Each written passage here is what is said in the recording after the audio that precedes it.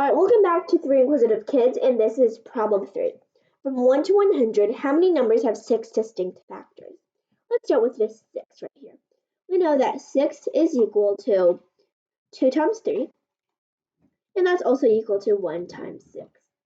So meaning that this number a right here, so these numbers, that's a, can be split into a to the first power times b squared, or a and b, remember a and b are prime, or a to the 5th power. And why a to the 5th power? Well, we can omit this one actually. And let's start listing out all the possibilities that can be under 100 that works for a times something squared. So we can do 2 times 3 squared, or 2 times 5 squared, or 2 times 7 squared. And writing it like this, so I can write less. For 3, we can do 3, and remember this is all prime. We can do 3 times 2 squared, that would be 12, or 3 times 5 squared, that would be 75. And if we do anything greater than, say, 49, that would not work because it has to be from 1 to 100. What about 5 squared? Well, we can multiply 5 with 2 squared, right? That's 20.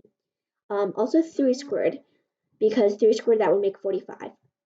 And 7 squared would not work.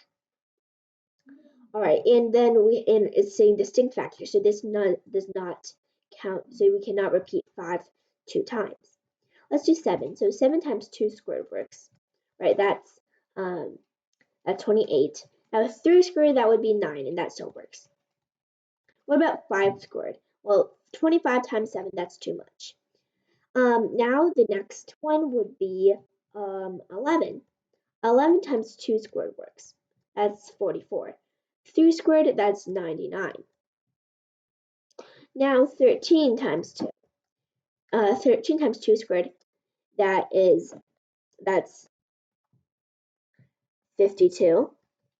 And if we do 3 squared, that would be 9, and 9 times that, yeah, that goes over 100.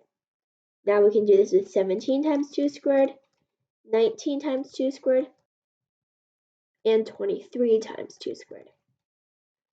So these are all the possibilities that can go with a times b squared.